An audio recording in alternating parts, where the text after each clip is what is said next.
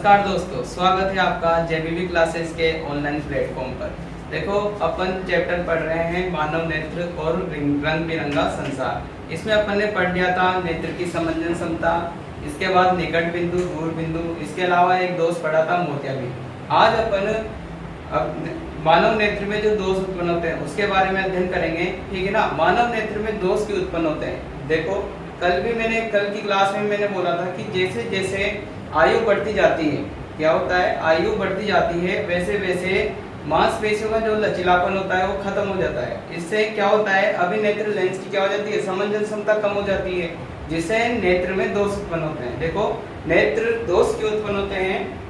उम्र बढ़ने से क्या होते हैं, नेत्र दोष उत्पन्न होते हैं। इसके अलावा चोट लगने से, कहीं अपन जा रहे हो, रास्ते में एक्सीडेंट हो जाए और अपने सर पे लग जाए और उस आघात से अपने मानव नेत्र में जो कुछ चोट पहुंच जाए, उससे क्या हो जाते हैं, दोष उत्पन्न हो जाते हैं। इसके अलावा नेत्रों पर अत्यधिक तनाव जैसे बढ़ता है, जैसे कि अपन बचपन से पढ़ते हैं, हम अपनी आदत है अपन बिल्कुल पास से पढ़ते हैं, तो उससे क्या होता है, नेत्र पर तनाव उत्पन्न होता है, उस पर नेत्रों पर क्या पड़ता है, दबाव पड़ता है, जिससे क्या हो जाते हैं, दोष उत्पन्न हो जाते हैं। जिससे क्या होगा, लेंस की समंजन क्षमता में क्या हो जाती है, कमी आ जाती है। मतलब लेंस जो फोकस दूरी को अभिसारित या अपसारित करने की जो क्षमता रखता है, उसमें क्या आ जाती है, कमी आ जाती है, जिससे क्या उत्पन्न होते हैं, दोष उत्पन्न होते हैं। और कितने प्रकार के, 3 अपवर्तन दोष उत्पन्न होते हैं। देखो, 3 अपवर्तन दोष कौन कौन से हैं? एक तो होता है निकट, एक होता है दूर का, एक होता है दोनों तरह का, ठीक है। निकट दृष्टि दोष, दूर दृष्टि दोष, एक होता है दोनों तरह का, जिसे बोलते हैं जरा दृष्टि दोष। तो आज अपन एक पहले के बारे में चर्चा करेंगे, निकट दृष्टि दोष। वास्तव में निकट दृष्टि दोष क्या होता है, इसका नाम निकट दृष्टि दोष क्यों पड़ा, और इसमें कहाँ की वस्तु देख सकते हैं, कहाँ की नहीं देख सकते, उसके बारे में विस्तार पूर्वक अध्ययन करेंगे। देखो, निकट दृष्टि दोष, परिभाषा पर मत जाना। अगर आप परिभाषा के अकॉर्डिंग चलोगे तो आपका डेफिनेटली गलत होगा। जैसे कि नाम से पता चलता है निकट दृष्टि दोष, आप ये सोचोगे कि निकट की वस्तुएं नहीं दिखेंगी, जबकि यहाँ ऐसा नहीं है, ठीक है ना। यहाँ जस्ट अपोजिट है, निकट दृष्टि दोष का बिल्कुल उल्टा है, ठीक है ना। निकट दृष्टि दोष में क्या होता है, निकट की तो वस्तुएं स्पष्ट दिखती है, जबकि दूर की वस्तुएं में स्पष्ट नहीं दिखती। देखो, निकट दृष्टि दोष, निकट की वस्तु तो अपन को स्पष्ट दिखेगी, जबकि दूर की वस्तुएं अस्पष्ट दिखेगी। मतलब या तो दिखाई नहीं देगी दूर की, या अस्पष्ट दिखेगी, धुंधली दिखेगी। अब आप सोचोगे कि फिर इसका नाम निकट दृष्टि दोष क्यों पड़ा, ठीक है ना। निकट दृष्टि दोष, सबसे पहले परिभाषा याद करना। निकट दृष्टि दोष में निकट की वस्तुएं तो स्पष्ट दिखती है, लेकिन दूर की वस्तुएं अस्पष्ट दिखती है।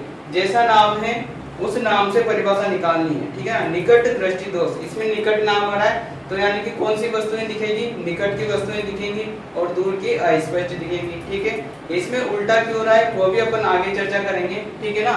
तो परिभाषा पढ़ते हैं एक बार अच्छे से। निकट दृष्टि दोष क्या होता है? निकट दृष्टि दोष मानव नेत्र का वह दोष जिसमें निकट की वस्तु तो स्पष्ट नजर आती है, जबकि दूर की वस्तुएं अस्पष्ट नजर आती है। देखो, ये जो पास की वस्तु रखी है, कल मैंने चर्चा की थी, निकट बिंदु 25 सेंटीमीटर होता है, तो 25 सेंटीमीटर दूरी पर कोई वस्तु रखी है, इससे अभिनेत्र लेंस से होकर किरणें जा रही है और प्रतिबिंब कहाँ बना रही है, रेटिना पर बना रही है। इसका मतलब है जो पास की वस्तु है ये तो स्पष्ट नजर आ रही है, लेकिन जो दूर पर यानी कि अनंत की जो वस्तु रखी है, अनंत की वस्तु जब जाएगी, किरण यहाँ से अनंत से किरणें जाएंगी तो कहाँ अभिसारित हो जाएगी, वो रेटिना से पहले ही आपस में मिल जाएगी। यानी कि जो दूर की वस्तु है उसका प्रतिबिंब कहाँ बनेगा, अभिनेत्र लेंस के निकट ही बन जाता है। इसलिए जो अनंत की वस्तु है वो अपन को कैसी दिखती है, धुंधली नजर आती है। तो इस स्थिति के हिसाब से इसका नाम क्या पड़ गया, निकट दृष्टि दोष। यहाँ निकट शब्द क्यों आया, क्योंकि यहाँ जो प्रतिबिंब बन रहा था वो किसके निकट बन रहा है, अभिनेत्र लेंस के निकट बन रहा है, इसलिए इस दोष का नाम क्या पड़ गया, निकट दृष्टि दोष। इसके हिसाब से इसकी परिभाषा नहीं पढ़नी है।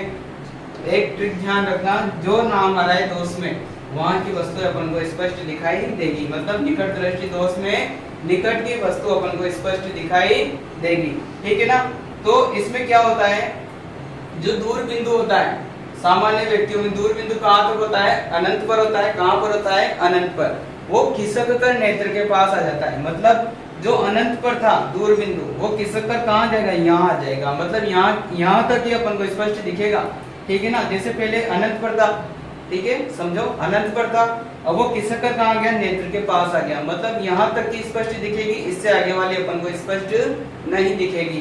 तो ये फायदा हुआ, नुकसान हुआ, एक तरह से नुकसान है, क्योंकि अनंत तक पहले देख पा रहे थे बहुत दूर तक, अब वहां तक नहीं देख पा रहे, अब केवल यहाँ तक देख पा रहे हैं। ठीक है, तो इसको सही करना पड़ेगा, मतलब इसका संशोधन करना पड़ता है। तो पहले इसके कारणों को जानते हैं कि वास्तव में ऐसा क्यों होता है। ठीक है ना, क्यों होता है, देखो नेत्र लेंस की या तो वक्रता बढ़ जाएगी, नेत्र लेंस होता है उत्तल लेंस, कैसा होता है उत्तल लेंस, तो इसकी गोलाई बढ़ जाती है, गोलाई बढ़ेगी, जैसे ये है, जानते हो ना उत्तल लेंस कैसे होता है, ऐसे वक्रता वाला होता है, जब इसकी गोलाई बढ़ जाएगी तो ये मोटा हो जाएगा और इसकी फोकस दूरी क्या हो जाएगी, कम हो जाएगी, मतलब जो फोकस दूरी यहाँ थी पहले वो खिसक कर कम हो जाएगी, मतलब यही आ जाएगी, इसलिए कौन सा दोष उत्पन्न होता है, निकट दृष्टि दोष उत्पन्न होता है।